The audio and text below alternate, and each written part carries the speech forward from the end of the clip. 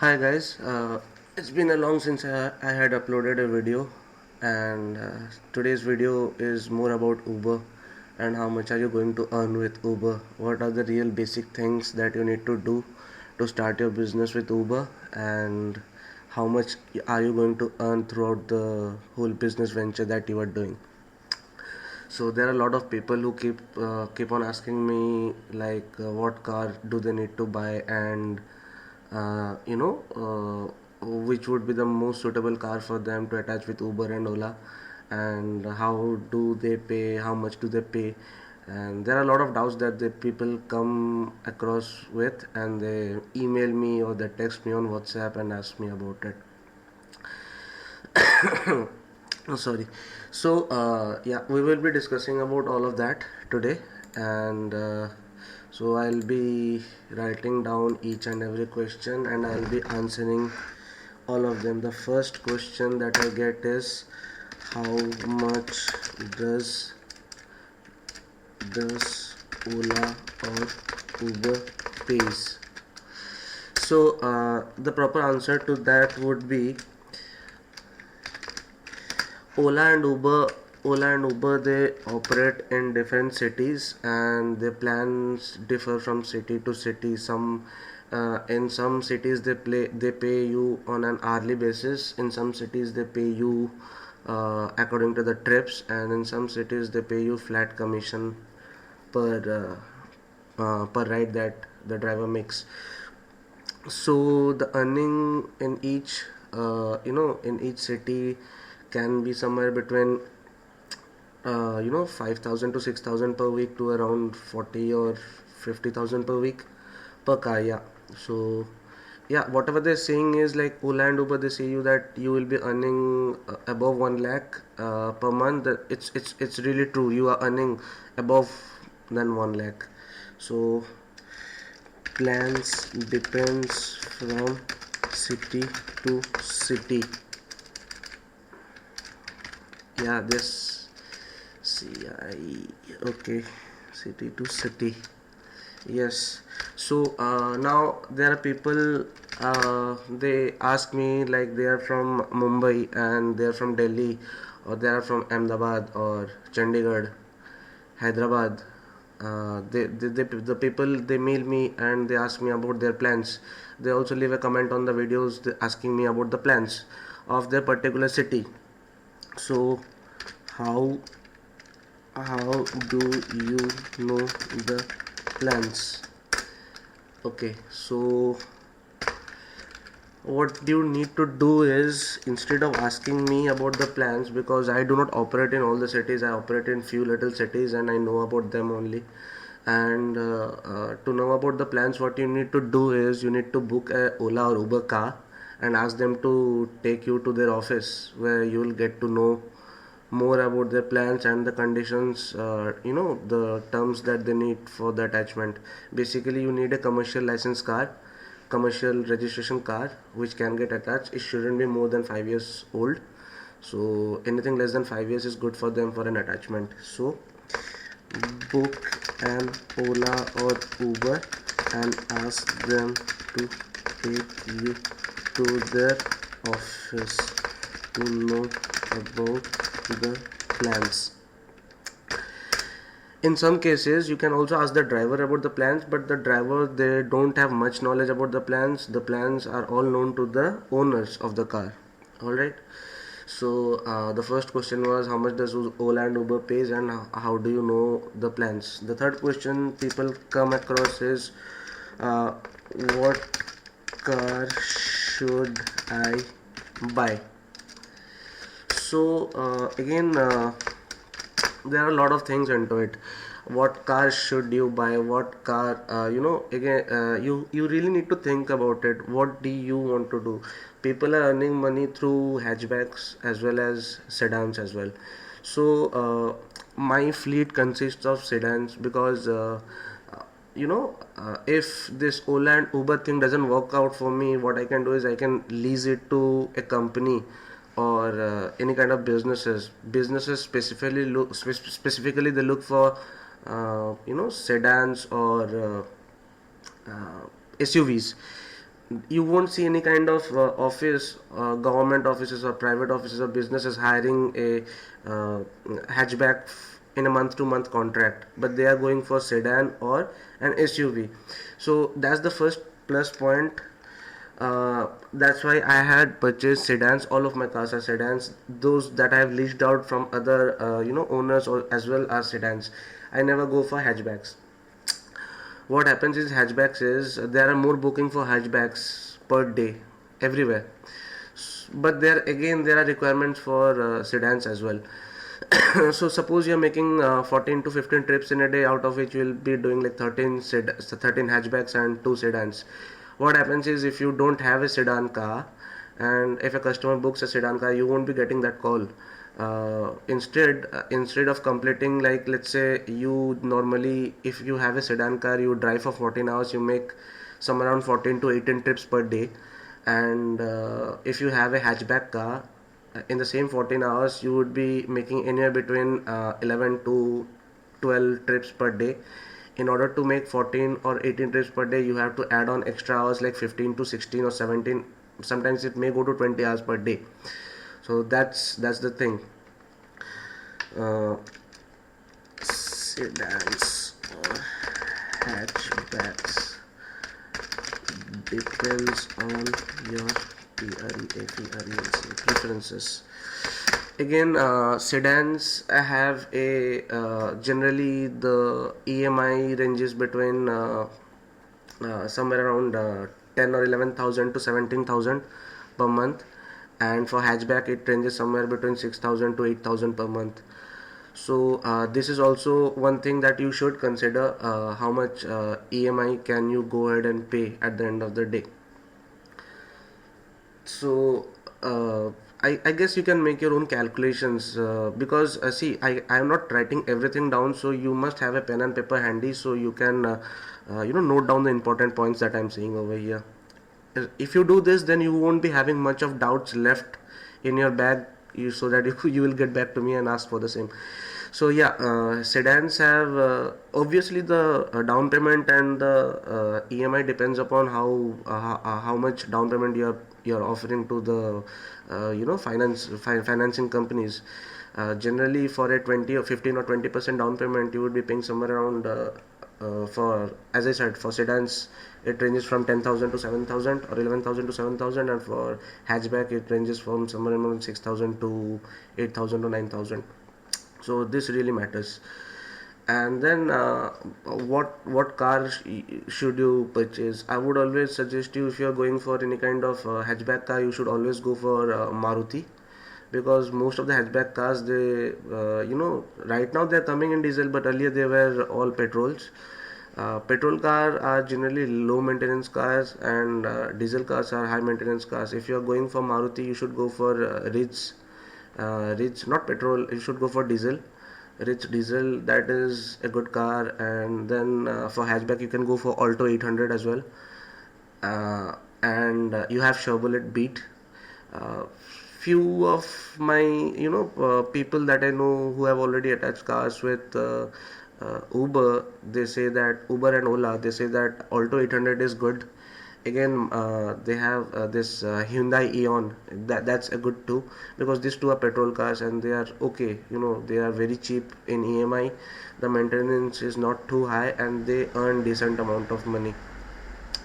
Whereas if you go to Chevrolet Beat, some say 50% of people have said that the car's mileage and maintenance is excellent, but other 50% they say that the car is like trash. You will use it for like 6 months, and you will 6 months and then you will sell it off because it's high in maintenance and it has a lot of drawbacks.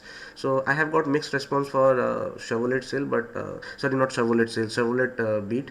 But other as compared to Maruti and Tata Bolt and all, these are good, these are good cars. Coming back to sedans, for sedans, the whole fleet of mine is Chevrolet Sail, because the car is really classy. It has good mileage, average pickup, and the comfort level is excellent with a large, it has a huge leg space, and the Luggage space is also, they have given a huge lot of luggage space for that, as compared to Maruti Tour. It's I also have a Tour, and Tour, the feedback for Tour is not that good. If you sit in the Tour, you will always get a feel like it's a cheap car, and it makes noises. uh, Not too much of leg space into it, not too much of luggage space as well. But overall, the car is good. If your Chevrolet needs a servicing in every 10 or 12,000 kilometers, and a brake should change in every 20,000 kilometers, then for Maruti Desire, the servicing needs to be done in every 10,000 kilometers, and the brake shoe should be changed at every 30,000 kilometers. Yeah. So as I said, these are your car preferences. This is what you can, you can note it down, and you can check how much you can, spend at the end of the month, and that's that. Before getting into the business, if you ask me that how much I am making and how much you will be making, you cannot compare your future earnings with my present earnings, because I have already acquired some kind of experience, and you don't have that. And if someone is saying you that okay, you should buy a car and attach with Uber and Ola, and you can have some extra income there, that's true. You will have an extra income, but with extra income comes extra headaches too. So if you are into a job and you have one car, you have purchased a car, and I forgot to write the question. How's the business? Yeah, so the business is good. It's overall, it's good. It's good with a lot of headaches. As you know, business always has a lot of headaches. So let's say you are into a job, and you want some kind of extra income. So you commute every day to your office or to your business in an Ola or a Uber cab, and then people tell you that they are earning good. The drivers tell you that they are making good amount of money, so it's okay for them. But in order for you to run your business, or going to your job and maintaining this the side business, will be a very hectic job, because the first challenge that you will be facing is getting a good driver. Make sure, if you're not having a good driver, then the business is not good for you. You'll start cursing the business. A good driver gives you an average of 14 to 20 trips per day. A average driver gives you somewhere around 12 to 13 trips per day. A bad driver gives you somewhere around 6 to 8 trips per day, even 10 trips. If you say me that a driver is making 11 trips per day, then he's a bad driver for me. A good driver drives a car for let's say 14 to 24 hours. Yeah, 24 hours. I have such kind of driver who drive for the car for 24 hours. I have drivers who don't go home in the weekends. They sleep in the car itself. If you have those kind of drivers, then they are good drivers for you. If you have a driver who says that he will log in only for 12 hours, and he shouldn't, it doesn't matter how many trips he is making, then he's not a good driver for you. So these are the things that you need to make a note of. And then there are, if you hire a driver on a salary, he's not going to work, to be very honest with you, because a driver knows that at the end of the month he will be getting somewhere around 13 or 15,000 or 20,000 a month. So obviously he will be logging in for, let's say, 12 hours a day, and it shouldn't matter to him if he's making 3 trips or 15 trips, because he will show you the logs that he was online for almost like 12 hours, and Uber gave him like somewhere around 8 or 10 trips. So it doesn't work like that. If you have a driver on commissions, or let's say on a percentage, commissions is like you pay him per trip, or you pay him a flat percentage, then the driver is going to work for you. Sorry. For number 5, how to choose a driver. Okay, for as per my experience, you the first thing is where to get a driver. So there is no proper answer to that. You have to search drivers from your own area. You have to take references from others, your friends, your family, or whoever it is. or you have to call the drivers from your own village. Make sure the driver have they have a valid commercial license, commercial four-wheeler license that they can drive. Then only they can get attached to Uber. If a driver is a fresher, then he would need some time, like say 7 to 15 days to know how it works and to start giving you business. And if a driver is already experienced, then he already knows the loopholes of Uber and Ola. uh, Again, there are criteria to find a driver. If you cannot go and hire a random guy if he says that he has a good experience of like 3 to 4 years of driving, or even 21 years of driving, because 21 years of driving a bus or a truck is entirely different from picking and dropping 14 or 15 riders every day, doing local ferry of customers, ferrying local customers, talking to like almost 14 or 15 people every day. Sometimes it gets into a heated argument regarding the fare. Sometimes people are good, sometimes people are bad. So it totally depends upon them, how, it totally depends upon a driver. If a driver is a bachelor, you should ask him if he smokes or if he boozes.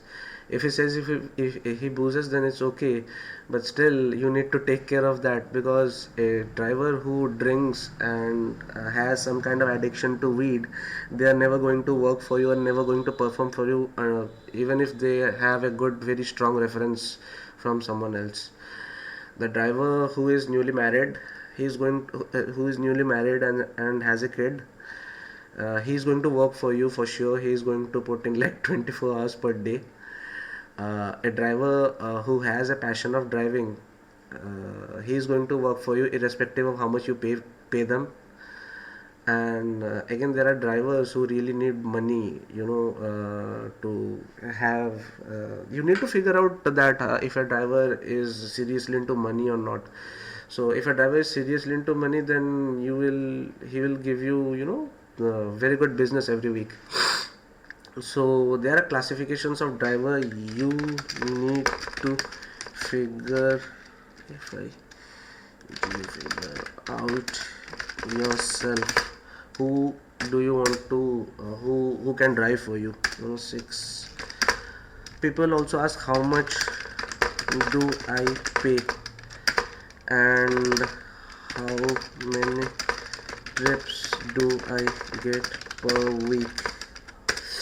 Alright, so this is also one of the questions that I get from people who communicate with me via email or on WhatsApp. Uh, the answer to this is I don't pay salary. I pay my commissions and I lease out. So there are 3 ways that I earn. I earn or I pay salaries. How The first part is I pay flat. Let's say I pay flat 60 rupees per trip. I have a minimum quota of 14 trips per day. So if you make 14 trips per day, I'm going to pay you somewhere around 910 rupees per day. That's like 65 rupees per day. If you're not making 14 trips per day, then you are issued a first warning that you cannot you cannot meet the quota of 14 trips.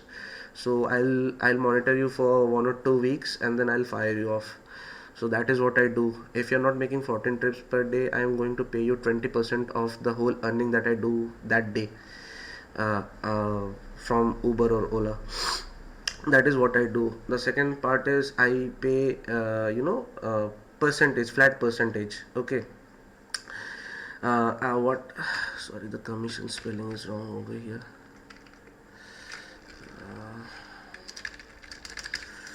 Yeah, for commissions I get, I guess. Okay, fine. So that is what I do, the first thing. Now the second thing is there are drivers who take a flat percentage, like 25% of the total billing that they do. Suppose they do a total billing of 10,000 this week, they take 2,500 for me. They are doing a business of 1 lakh per month, they take 25,000 for me from for that month. That is the second way I deal. And the third way I deal is I lease out cars at like 1,000 per day. And irrespective of how much they are earning, it doesn't matter. So for 7 days I get 7,000 rupees, per month I get 28,000 rupees. So this is the way how it works for me. So let's say they are doing 14 or 15 trips, or let's say their weekly billing is 30,000, out of which they have collected 10,000 and 20,000 is coming to my account. What I do is I keep 7,000 for myself, I send them the rest 13,000 to them. So these are the leasing out conditions, and again there are more terms and conditions to leasing out, like this the servicing should be done by the driver at every point of time.